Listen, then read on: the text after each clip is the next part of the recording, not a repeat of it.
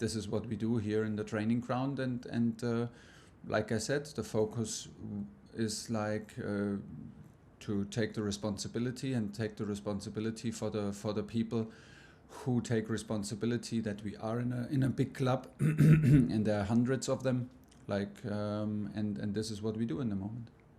Nick Pure. Hi Thomas. Hi. Can you give us an injury update on I guess would it be Callum, Cesar and Ruth? Are they three? And is Marcus Alonso, would he be well enough to start having? Yeah, I think so. Marcos is ready to start. Aspi is ready to start. Who else? Who else did you mention?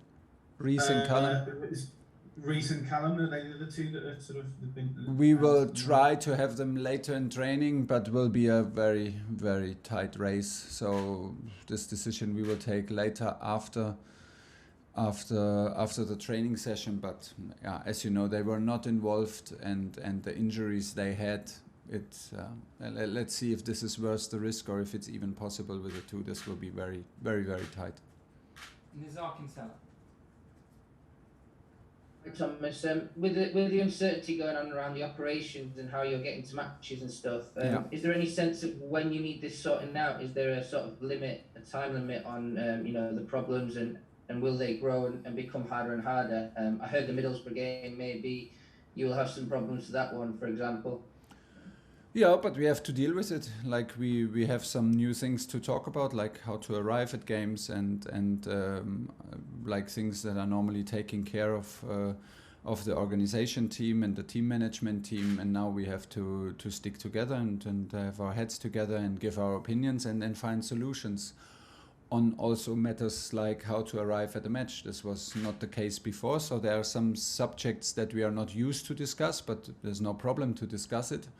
We spend some extra time, some extra hours, give our thoughts, and then we find solutions because we want to find solutions. Because as hard as we want to play the match tomorrow and make it to the next round, we want to also play the match in FA Cup on Saturday, and we want to make it into the next round. Matt Moore. Hi, Thomas. Hi. You've not only been a head coach this last 2 weeks, you've been an ambassador for Chelsea, and I think a lot of people think you've done it very well. I wondered if you've surprised yourself at how comfortably you've slipped into that, and also, do you need the new ownership one to come in that allows you to then focus back on being a head coach and not an ambassador? That would be nice. nice. I ask that because one of the bids linked is from Saudi Arabia, and anything like that would just mean that we keep asking you non-football questions forever. Yeah, but before we discuss a new owner needs to arrive, and a new owner needs to be approved, and a new owner needs to be allowed to own the football club, and then we can discuss about it if it's necessary to discuss about it. But then maybe again I'm not the right person, because there is a process how you become an owner in this league, and of course, like I said also to you after the last game, we also everybody I think relies that a certain on the reliability of the process and on the values that which are like behind the decisions and the allowance and the permittment to own a club and to run a club. Yeah, did I have a choice? No, I I did not have a choice to also take this role. Do I need it? No, but listen, I mean, it's more or less also day by day, and it's like this in England, that not a lot of people, I think in general in sports are talking at a football club is a structure which I really appreciate. So we talk inside, and of course we have like people who are in charge of different roles and of different responsibilities, and but to the outside is more or less me who talks. Was it always comfortable? No, and like, but I think it's necessary, but I don't think too much about it. I try to be honest, and I try to give you an insight, and I try to provide you with information, but more or less still from a sportive side and still from a coach's heart. And this is what I try, and this is maybe what you can rely on. And I'm more than happy if things calm down and we can speak more about football. More than happy. Jeremy Landon. Yeah, hi Thomas. Can you just clarify what exactly the travel and the hotel arrangements are for Lille? Are they any different? And also, do you have a message for the Chelsea fans who are being urged by the Prime Minister's spokesman not to chant anymore for Roman Abramovich? I heard about it. Just some minutes ago. I don't know if this is like in these times the most important subject I have to tell you to be discussed we're in Parliament. If fan chants now needs to be discussed in Parliament, maybe we need to worry about the priorities of discussions there. But okay, listen, no need to comment from me. We have really far more urgent things to discuss and to handle. Like you said, there are like restrictions and we have to deal with it. There are adjustments in our amount of staff who is traveling, how many rooms we have in hotels, how we arrive at matches. Yes, there will come soon. And to my understanding, everything is in place now that we can arrive on a professional level, because this is not about luxury and this is not about like bling bling. This is just a professional level of sports where we play now with having only two days between matches, while our opponents have 4 days in between matches, and to arrive and to decrease the the possibility of injuries, for example. And for that, it's better to arrive with a plane than to sit in a bus. So we try to be as professional as possible in the frame that we can do it.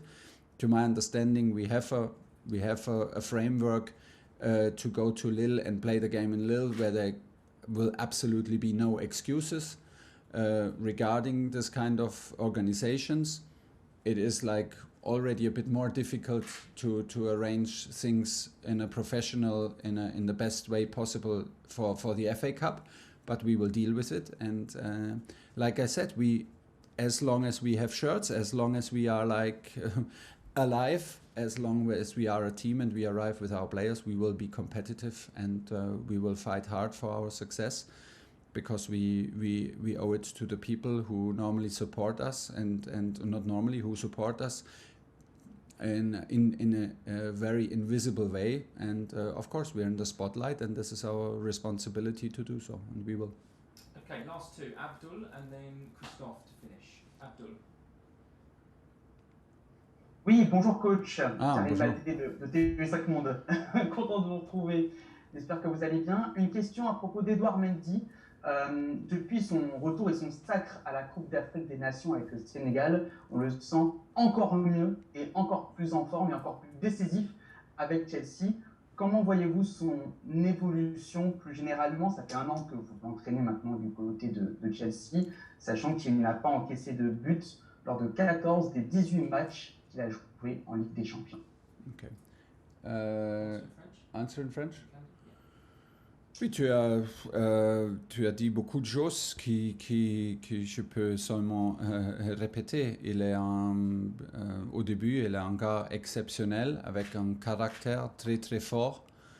Il est un caractère très humble et tout le monde à Chelsea, et je pense beaucoup de spectateurs veulent absolument qu'il a ce succès, parce qu'il est cet gars qui donne tous pour une équipe. Et il est très très décisif. Nous sommes très heureux qu'il a cette évolution, parce que c'est vraiment exceptionnel. Depuis mon début ici à Chelsea, il était décisif, il était fort mentalement, mais aussi sur le terrain. Il joue un grand part dans notre performance décisive. Avec sa qualité, mais aussi avec sa caractère. Il est très calme, il donne cette calme pour notre défenseur aussi, et il pense toujours pour l'équipe. Et c'est exceptionnel. Je suis très heureux qu'il est mon joueur, que c'est possible que je suis l'entraîneur de lui, parce que c'est un plaisir d'avoir le gars chaque jour ici, et il est une grande personnalité. Okay, last question, Christophe Lemis.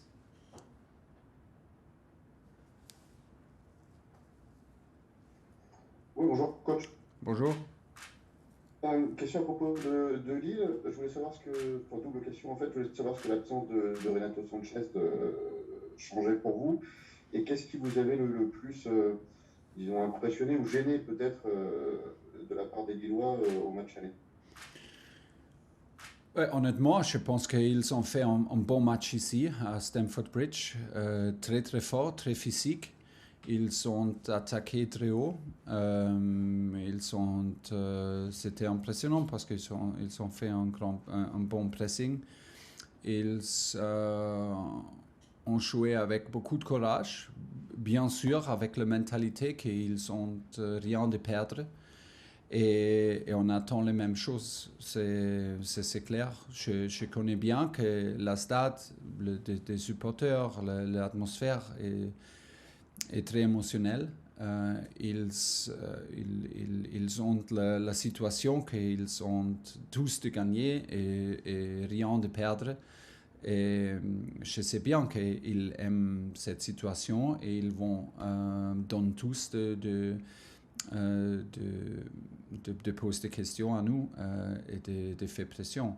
J'attends qu'ils jouent dans leur 4-4-2, très offensif, très fluide, très agressif et très direct. On doit être préparé pour ça. Mais aussi, nous sommes confiants et nous avons confiance en nous. Mais pour moi, c'est clair, c'est mi-temps maintenant. Aucun match est décidé avec un 2-0, aucun match. Et c'est mi-temps maintenant et on doit avoir une autre performance exceptionnelle. Ils ont joué vendredi, je pense, vendredi soir, Lille. Oui, ils sont très bien récupérés. Et pour ça, on doit être préparé mentalement et physiquement pour un match dur, c'est normal.